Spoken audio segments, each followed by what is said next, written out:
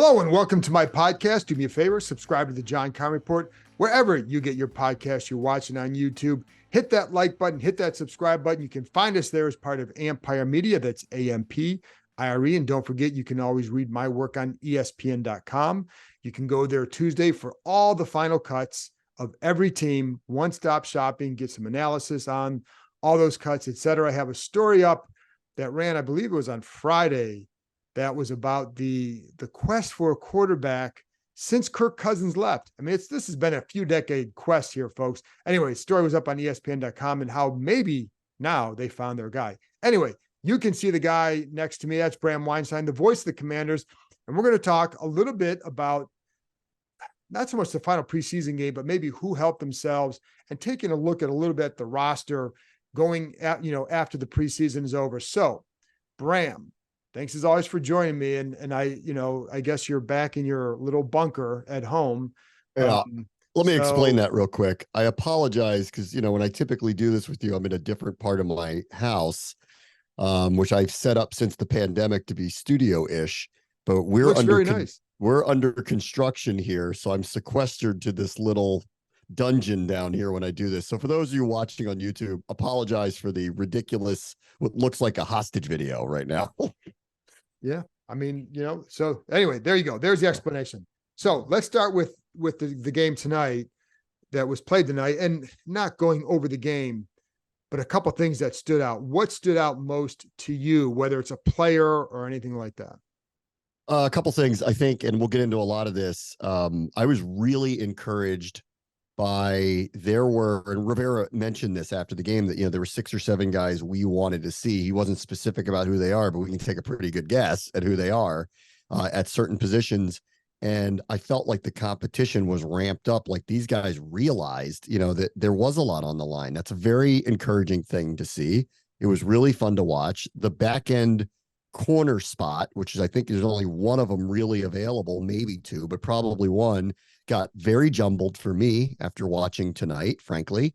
I think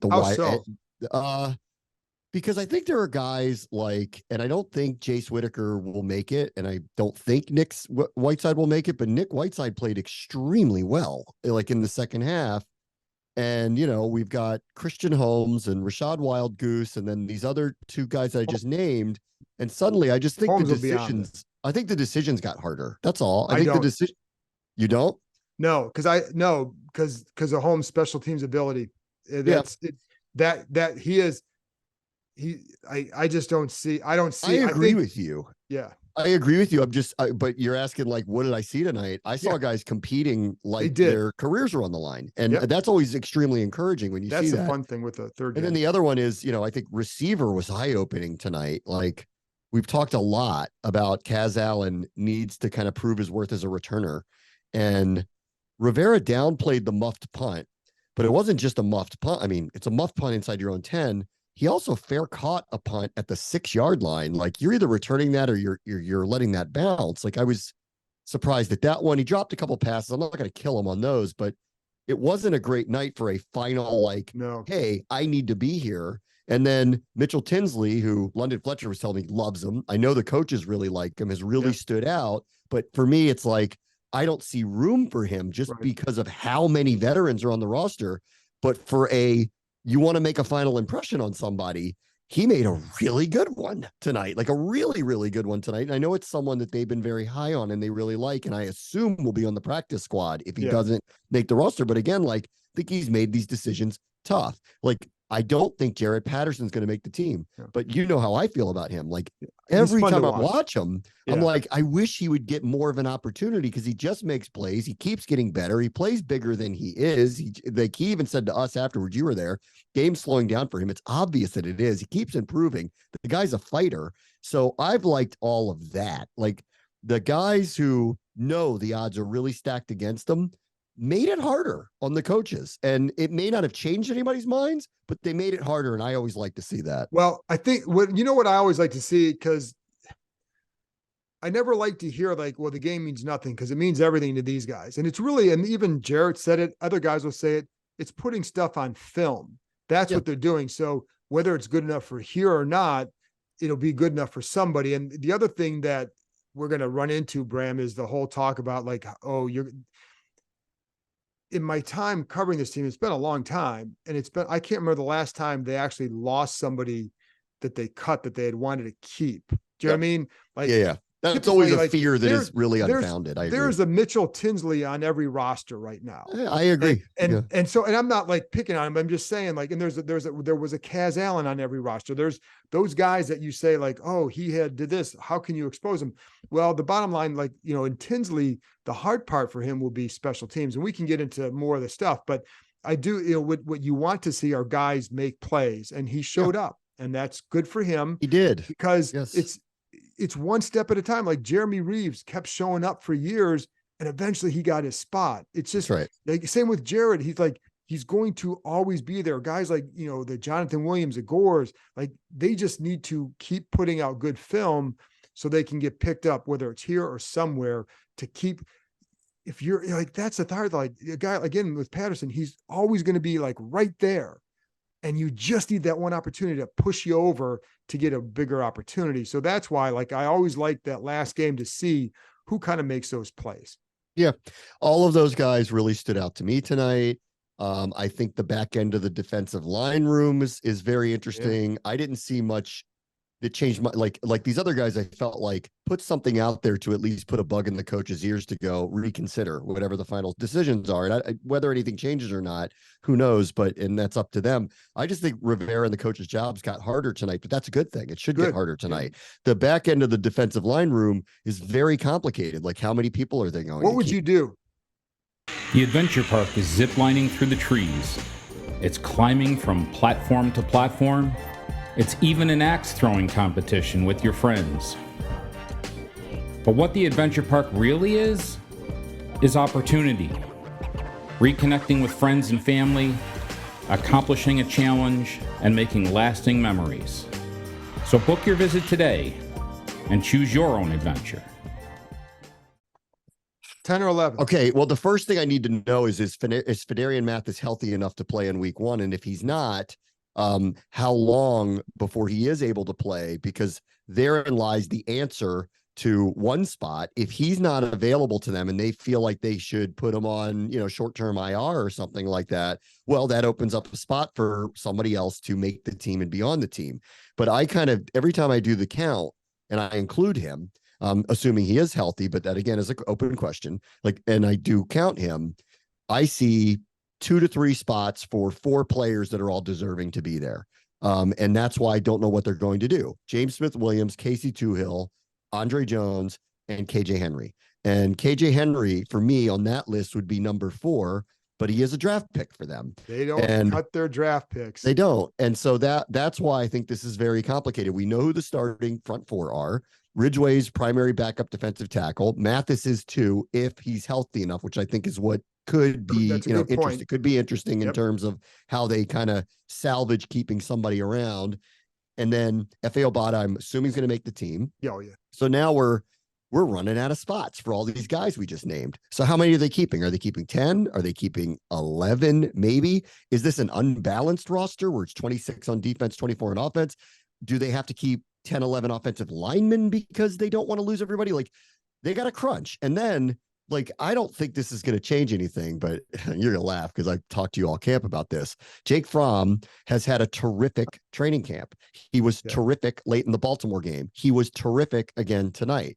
I don't think this changes anything. We know who the number 1 quarterback is, and we know who the number 2 quarterback is. The question is, would they keep 3? Well, if they keep 3, then all of these other positions that we're talking about that are crowded that we need to find room for, one of them has to go by the wayside. So I think they have a lot of difficult decisions to make, really. Yeah, I would be really surprised if they kept 3 quarterbacks. So would I. But really I tell you, again, you want to talk about pretty good film from somebody who's kind of emerging. Fromm looks very comfortable in this offense, has played really well. And you guys laughed at me early in camp when I said, if I told you, that this guy, if you watched him in practice, was the primary backup, I don't know why you wouldn't believe me. So, but because of the situation they're in and because they have a numbers crunch, I don't think they're going to keep 3 quarterbacks, but he's played his way into deserving consideration for it. He has, but and it's funny because you see a lot of, oh, they should have him as a backup over Jacoby. No, there's a difference there. And you always have to keep in mind, like for people who would I don't think that's happening, by the way. No, well, it's I'm not even happening. laying the groundwork for something like that. I don't think it's not even close to happening. But you have to remember, like, who he's done a nice job, but he's he's been exposed on practice squad many times and he's still always there. Yes, and he'll be on this practice squad because he's their third quarterback, and you have to have a third quarterback. Nobody's going to put him on the act. Yeah, so he'll be there for them, and you can put him on there. I do think, Bram, you brought up an interesting point about Mathis, because if you go, let's say you go 11 defensive linemen, and then you get, so you have your initial 53 and you have 11. Well, then you put him on short-term IR. Now you can take, if you only have 4 linebackers, maybe bring up a 5th. And that's done for special teams. And this is where it gets interesting. And I'm going to talk about this on Monday as well, so I don't need to go too much into depth. Is really those last couple of spots are about special teams. So if you're, when you look at, like, for you, how many, I'll ask you, and I can tell people on my thoughts on Monday, but for you, how many receivers are you taking? Well, I guess, who are the last 2 receiver spots? Because the first 4 are obvious. Yeah, the first 4 are obvious. I have felt for a number of weeks Kaz Allen would get one because, they're giving him most of the opportunities on returns these days. They're basically laid the groundwork for, we want somebody who might be explosive in the return game. And consistently, the concern has been just ball security, specifically on punts.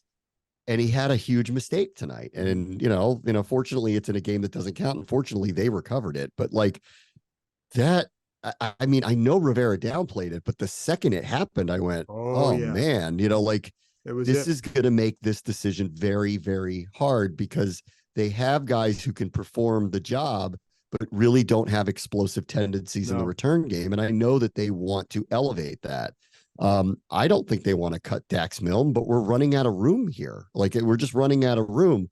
I don't think they want to cut Pringle, but we're running out of room. So are they literally keeping 7? Okay, if they are, which group is short? Does that mean Alex Arma doesn't make the 53 when we thought he was? Because there clearly appears to be some kind of defined role for a fullback here, and he's the only one out there that plays that role for them. So I think this is the hardest cut down to kind of gauge in the Rivera era, and it's not close. And in the end, we are talking about guys that are back into the roster that are not expected, without a lot of injuries, being consistent contributors. But it is the sign that they have a much deeper roster, because there are legitimate players that are going to get cut. And to your point, most of them will not get picked up by other teams, but they're deserving of a roster spot. There's just not enough room for them. So let's go over, and we can talk a little bit about this now.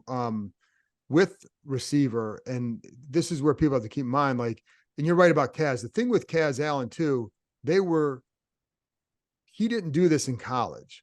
So they have to learn how to trust him. They need to know that they can trust him. So he fields a punt at the 10-yard line last week, and that was a good step, but it's the first time they saw that.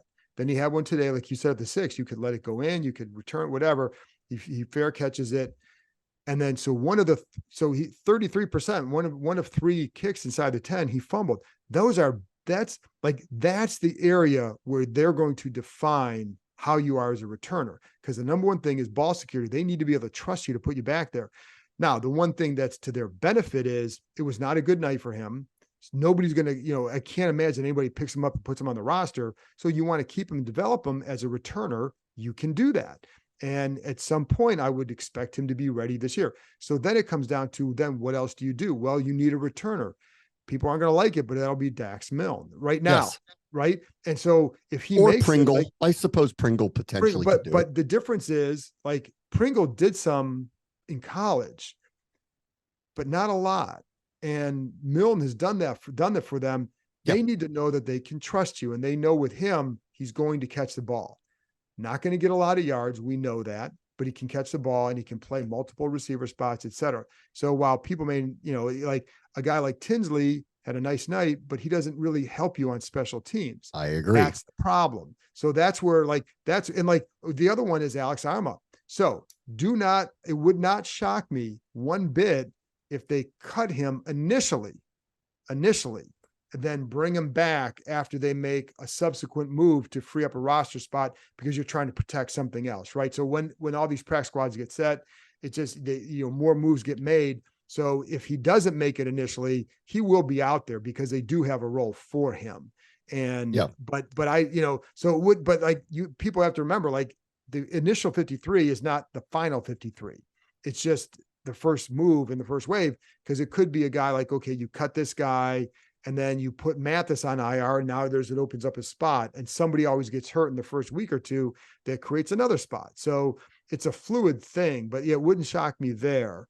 And there's also cuts from 31 other teams. Right. And there are a couple of spots on this team where if there's a surprise out there that they may have some interest in it. Like that's not unusual either. Like Ridgeway got cut, late last year as a draft pick of the Cowboys. They went and grabbed him, and he's turned out to be a valuable backup for them. Yeah. And at times when they do this Cinco package thing, he was a valuable starter for them in that package. So, and he'll help them there again. If there is a surprise at a couple of very specific position groups, like maybe a linebacker or maybe an offensive lineman, that wouldn't surprise me. Like, then all of a sudden, if they feel like there's an upgrade, and then like on offensive line, this one's really tricky too. How many are they actually keeping? If they I'm assuming they're going to keep Braden Daniels, and obviously Cornelius Lucas is their backup tackle. Well, like, if they're not comfortable playing Daniels in a game, does that force them to keep Trent Scott? And if they keep Trent Scott, well, then who are they cutting? And how many offensive linemen are they keeping? Because 11 would be a lot at that position group, and would mean someone like Arma would have to be cut because there's just not enough room for everybody. Right. I think they're in a very tricky spot, but this is a good problem. Really. It really is. Well, it is. And now, again, I keep saying with Arma, if it happens, I would be really surprised if he doesn't wind up back on the roster. With the offensive line, the funny thing is, like, the one thing for them, because they're not going to cut Daniels. And the one thing I will say is, he actually, when I watched him against the Bengals, now it's going to get his fourth quarter of the third preseason game, but he looked better than he did in practice. And he's progressed enough that they can say, okay, he warrants a spot because he was a draft pick. But you don't want him going in a game just yet. And that's a problem. So what do you do? But it's not like Trent Scott was wowing anybody. And that's, but you need adequate backups at the position. No. But that's why the waiver wire at that spot will be interesting. Cause I do agree with you. Like, I think that's a spot where you have to say, you're going to need some more help there. And it's rare someone cuts a valuable left or right tackle, which is why the Cardinals traded one, preemptively. Right. But you never know. Again, like, you just never know. Like, every other team, we're not following it that closely, like, have some of these same problems, and all of a sudden there's a surprising name that just kind of pops up that might have been on this team's radar, and they go grab them. So, like, this could be a weird week, like I agree with you. The first 53 is not the final 53. Let's see what happens after the waiver wire and how they protect people and try to avoid them falling into the hands of another team. And then we'll see what the 53 looks like against Arizona. It's going to be a little bit different for sure. Yeah. And so that'll be but the line will be interesting as well, because it is, with the way Stromberg has played, part of you thinks, well, would they go 9? But they're going to keep 3 centers. I'd be really surprised if they don't. Think so, but Tyler Larson, if you do the numbers, all of the sudden is the odd man out in a situation like that. I don't believe they're going to release him, but again, it's how many people are you keeping? And at some point you have to make choices. Well, and that's where, like I said, that's where the armor. So I would, 3 tight ends. I don't think Curtis Hodges has played himself onto there. Then I think, because see, if Kaz Allen had a really good night, then you might be looking at a situation where they'd want to keep 7 receivers. And I think because of his night, I think you can go with 6. So it'll be, I also, health is always a big issue. And by the way, for Kendall Fuller, I meant to mention this, that I saw him briefly after the game. He's been dealing with a knee issue. We haven't seen him a whole lot recently, but I did kind of ask him, like, are you going to be ready for the opener? He kind of looked at me like, are you kidding? Of course I am. And he did, and I love Kendall. I think he's a smart. I like talking to him and all that. I haven't gotten any hint from anybody with the No. team that there is anything serious there. No, Like, no. There is concern about McLaurin for week 1. There is concern about Mathis for week 1. I am eager to hear a final report on Chase Young for sure. I did watch him warm up tonight, which is always a pretty good sign. I did watch John Allen warm up tonight, and there hasn't really been a hint that they're overly concerned, although he's going to be playing with plantar fasciitis and it will not be healed, by the time it gets around to it. But I don't feel like there's an issue with him. No. So I'm not worried about Kendall Fuller just because no one is like red flagged anything. Well, we just like, didn't know. by the The hard part was, yeah, the hard part was we didn't know what was going on fully because I haven't talked to him. And you're right. I watched Chase warm up. The thing is, and he's been out there practicing with just no contact. And Rivera was asked after the game about, because he went to see the doctor on Friday and he was asked about it. Yeah. And he pretty much shot down any talk of anything other than the game. So they weren't going to answer that question now. We'll find out Tuesday after the 53. He'll be asked again. We'll see how he answers it. And I'm sure he will give us some kind of update. So when you look at the roster now, after the preseason, is there one area that maybe surprised you more by how it looked during this summer? I am back to being worried about the linebackers. I was kind of downplaying it because I don't feel like they're going to use a lot of them. And they have these kind of interchangeable parts where Cam Curl and potentially Quan Martin and Derek Forrest to some degree, like, can kind of sort of be linebackers, but play that hybridy role. And I'm really kind of outside of the legal stuff. What I want to see what plays out with Jamie Davis next week. Thursday. That's coming out Big next day. week. So let's see what happens, with that, assuming he's available, I really have less concerns about him, but I do think integration of Barton into the defense, this is why they played so much last week, is a concern for them. Yep. And so I think that group to me is going to be one to watch because the guys who are behind them, Eifler and Harris, are the main two, Mayo, Kalik, like, they don't feel like they're ascending players to starting roles to me. So I am a little bit concerned about it. I still think the depth of the defense, especially on the back end and certainly up front, ought to mask any deficiencies that are there. But the summer did not make me feel great about it. Like, I think we went in going, this is a pretty weak unit that they have, but I don't think it's going to end up being something that hurts them. And now I'm kind of wondering a little bit if this is something that's going to have to improve significantly for the defense to be what I think it might be able to be. Yeah, and I'd be curious to see how Barton progresses. And one of the things that I'm wondering is just watching him play off the double teams and like how that's going to work, because there's sometimes you watch Jamin's a lot quicker playing off those. And so, and forcing, and being more aggressive, maybe attacking some gaps. He's been in the defense longer. And so Barton's still learning it. So I'll be curious to see where that goes, because that will be a big thing for them. And now when he was in Seattle, those double teams would get to him, but the tackles couldn't make plays. So if they get to him, then you have Allen and Payne up front. You would think they're going to make plays, but you've got to aggressively attack them too. And that's something that when you start to see him do that is when he's got it. And there were a couple of times, or sometimes this summer, you can tell he's clearly still learning the defense, where he needs to go, et cetera. So yeah, I'm with you there. The big thing for me too, it goes back to the offensive line. I mean, the funny thing is, with like Sam Howell, we've talked before, I don't know how good he's going to be, but I don't fear what he's going to do, if that makes sense. Like, I don't sit there and worry about what he's going to do. I still, the biggest, there's a baseline. I'm with you. There's a baseline here where after this summer, and I talked to Rod Rivera to get ready for the broadcast, and he said, the offense has met expectations and then some, and he was really pointing to Hal. I mean, like, it was an admission that, like, I understand that he was an open question too. He was like basically saying it, and I agree with that. But I'm with you. Like, I don't want to go too far here, but I don't see bad, I was worried with Wentz going into the season, like, that this could go really wrong, or, I really liked Heineke, but there felt like there was always kind of a ceiling with him about how good it could actually be. I don't know what this guy's ceiling is, but I don't think the floor is bad. Like, I think he's going to be, hopefully average at worst, and maybe a little better than that. And if that's the case, then, I think that they've got a chance to be extremely competitive very quickly, but I don't want to put too many expectations. I've really liked what I've seen, but I'm with you. Like, you got to show me a lot more than this. And even Rivera said it last week to me. He's like, I don't want him to think he's arrived. Like, that hasn't happened. And I don't think anyone should feel that way, but I'm optimistic about him. And I get what they liked about him after the summer that he had. And the one guy who will say that Howell hasn't arrived is Howell. That kid, like, he understands the game very well. He understands where he's at in everything.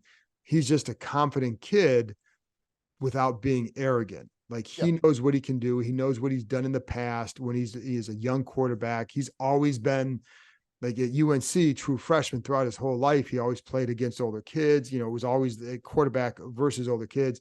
So he's always used to being in the situation. He knows that he comes through, but he doesn't ever act like he's arrived. Yep. And I think that's a good thing, because once you do that, like, you start to lose your edge. He's not going to lose his edge. So I don't worry about him in that regard. My big question remains on offense is the line. I mean, I think I like Nick Gates. I think he's going to be good for them. I think that he brings a demeanor that is absolutely necessary. And it's kind of I don't give a bleep what others think about us kind of mentality. I think Sam Cosmi will do what will be fine at guard.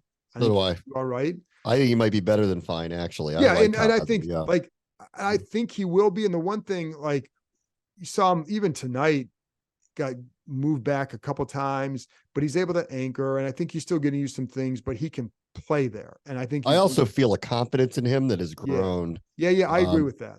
Like, you could just kind of feel it, that, like, he likes that he knows where he is. Yeah. And no, you're right. He also seems to have, like, accepted this might be the best position for me too, which is important here, right? He came in as a tackle. They kept trying to keep him in a tackle. They put him in a guard. I think a lot of us were going, I think he might be better as a guard, but he has to believe that too. Right. And once he started doing it, like, I've seen him grow in his confidence throughout the summer too. And I think he's accepting that this could be a really good spot for him. And so I like that side of the line. I think that side of the line is going to be okay. The other side is the one that's more of a question to me. Yes. And I think that's where, and one of the things, like, and again, I like seeing Nick Gates, but the block, he and like Charles working together tonight. And there's still sometimes you can tell on, like, double team blocks, still learning where a guy how you need to handle that block with this player so they can get off, or you can get off and get to the linebacker, whatever. And those are little things that are still that's still a work in progress. And, like, Leno and Wiley, they have these little nagging injuries. For what Leno, it's a shoulder. For Wiley, it's a calf. That stuff is, I don't think it's jeopardizing their start for the opener, but no, but you worry about the time they've spent together. Is it enough? And how long will it take? That to me remains the biggest question on the team, because they need to play well. And sure, so we'll see. But I feel pretty good about Howell. I feel pretty good about the running backs. I really like Chris Rodriguez. I do too. And I say that, like, I mean, Robinson has had a good summer. I think he's going to do well. Gibson's third down back, but I also do like Chris Rodriguez. I think Robinson's going to be a high volume player. So for those of you who are going into fantasy drafts over the next couple of weeks, he's the one I keep saying, like, of the people on this team that I think will have, like, be relied upon a lot, get a high volume, probably, if you're, probably get a lot more targets than he's probably accustomed to, it's him. And I actually feel better about him. Back in the spring and the summer, early summer, I was questioning the fit, really. Like, can he do what they're asking him to do? More and more and more, I see it with him. So I think that's kind of progressed really, really well. Gibson is the one where I want to see how he fits into what they're doing in the offense. Like, I think he's the one, to me, where I go, I want to see how that one plays out. Like, clearly he has a role. Clearly, like, he is, if he does not have, a defined role or big moments in games this year, because he is up on a contract, he is going to go down as one of the guys I think that we're going to look back at and go, why couldn't they ever figure out how to make him a prime performer for them? Because we all know the skill set that he has, specifically as a big receiver. And so let's see how it goes. I'm not saying it won't happen, but he's the one I haven't seen throughout the summer kind of grow into whatever the role that I think they envision for him is. So I want to see how that one plays out. Yeah, me too. And I thought like going early in camp, I felt like it was we were seeing some things, and I think I like you. I'm wondering how is it going to look for him.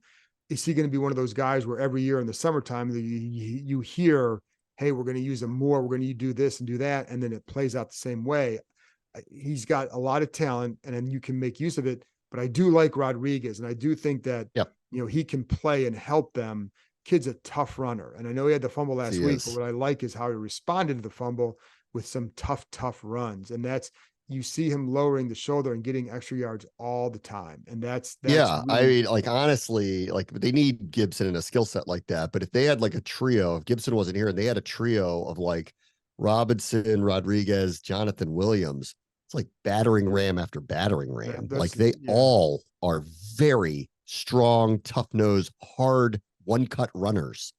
And, like, so he's another one. Jonathan Williams, he's another, like, I don't think he's going to make the team, but he might because he plays on special teams. I don't think he will just because of a crowded backfield. I don't see how. Every time he gets on the field, I watch him and I go, that guy runs hard. I mean, it started last summer with him. Yeah. No, I don't know how he'd make it either because I just don't see where the numbers will help him. And, the guys like that were good to have around in case one of those guys got hurt.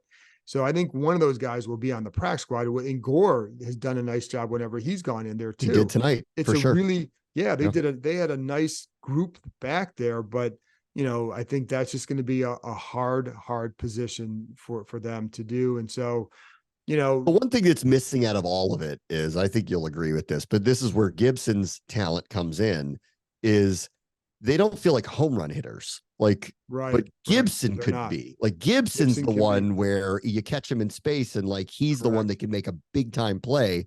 Robinson and Rodriguez are outstanding running backs, but there's a lot of singles and doubles going on here. Like, are they going to hit any home runs? I think they're going to need some conditions to work out for that. That doesn't downplay that I think Robinson's a very good lead back in the NFL, but I'm not expecting him to pop off 30, 40, 50-yard runs. Like, I just don't see that happening. No, and I think the big thing with Gibson is getting him the ball in space. And I will say, like, one of the things that you notice this summer is how many different routes they were having the running backs run and work on. Mm-hmm. And it was a lot. So what we're going to see, we really haven't seen yet. From how they're going to use everybody. So it's really hard to say. But you're right. Like Gibson had people, they always say, people forget that Antonio ran a 4.3 or whatever it was. He's fast. He's a big dude and he's fast. That's a good combo. And they need to find ways to get him involved. The other guy that they need back is Logan Thomas. And, but he'll be back. He should be back. He was actually running routes today in pregame. I thought that was a really good sign. So they keep saying like it's progressing and they're getting them ready. And I believe them, after seeing this for a couple of weeks when they kept saying that, but we never saw him. You go, how long is this really going to linger? So I think that's going the right way. The other name from that room that I think has made a wildly vast improvement that I'm surprised by is Cole Turner. Like, I know that they've like been very high on him because he's a big target, good hands. But I was concerned, like, this guy's not a blocker for them. So I kind of described him as a big wide receiver. That's changed a little bit here. Like, I don't know point of attack blocking, but backside blocks have been standing out for him in some of these games recently. He's become not just a good target, but a reliable one in traffic, in the summer. And his mentality's changed. And I know he got hurt last year in the preseason, so maybe it was just kind of unfair to talk about his whole season the way it was. But I came in going, they need Logan Thomas back really badly because I don't see Turner in that same role. And I still don't think he's a premier frontline blocker, but his improvement is vast from a year ago. I trust him way, way, way more than I thought I would at the beginning of the summer. And now I feel like he could be a pretty big contributor for them too. Yeah. And he's where he blocks well is when he can move. And like he'll do the slice blocks where he's coming behind the line, getting the backside guy. He does a nice job there. And he did it. He improved in that area last year too, but on the point of attack, not going to do it. I mean, that's not his strength, but you get him out in space and he's had a couple blocks out there. If people remember, I think it was the first big run they had against the Browns around the left side, De'Ami Brown has a really good block on that play, and Cole Turner had a really good block on that play, and get him outside. That's where he can help you. And he presents it's like this year, it's all position flex. Last year, the big key phrase was wide catch radius, and he has that. The one thing he has Drink to to do, that one. Yeah, exactly. Wide catch radius. That's if you have your wide catch radius, if you're playing bingo, if you're playing the wide, the bingo, wide catch radius, you should all put a little marker there. But what he has to do is make sure he's very strong after the catch, because he had a couple balls stripped, and that's something that they've mentioned, and where he's, be more stout after you catch the ball. That's it. And, but he will help them. And I think it's funny, Bram, because the guy that they're going to miss, and he wasn't a huge thing last year, but it was Armani Rogers. And that injury, I was talking to someone about him the other day, and it's like, they know, I don't think he's going to be Travis Kelce, but he would have been a good player in this system. He was total find. Yeah. Yeah. So, but they don't have him. So there we go. So anything else, Bram? We've talked a lot about the roster. Anything else on your mind about the roster moving forward, whether cuts or anything else? I would just say, I think this is the best team Rivera's put out there in his 4 years. So, I'm Kool-Aiding it a little bit. Like, I feel really good that they are not going to be what the national punditry has claimed they would be. Felt that way from the spring. I feel more than that now, especially after Hal's summer. I agree there are potential major weaknesses. The offensive line still bothers me a lot, and until I see something different, I'm concerned. I keep saying, I hope it's not a weakness. I don't think it's going to be a strength. If there's somewhere in the middle there, then I think they'll end up being okay. But everybody in the NFL, this is the NFL salary cap league, everybody's got weaknesses. So this one's theirs. I think it's potentially a big one, but hopefully it doesn't work out that way. But overall, after this summer, and maybe some of it is, seeing them win every week. I know the games don't count, but seeing them win every week, I feel pretty good about them going into the season. And I think they're going to be as competitive as I thought they were going to be. I think the country is starting to see that a little bit. And if they could just get off to a good start, which they have not done in the first 3 years, and they have a real opportunity to do it with the first couple of games that they're playing, then, you never know what the launching pad is, because they better chalk up some wins early, because at least on paper, the last month and a half of the season could be brutal. Yes. Dallas twice, Miami, the Jets, San Francisco, all of them on paper look like playoffs or more teams. So they better have a really good record by the time they get around to Thanksgiving, or it's going to be a struggle for them to get over 500.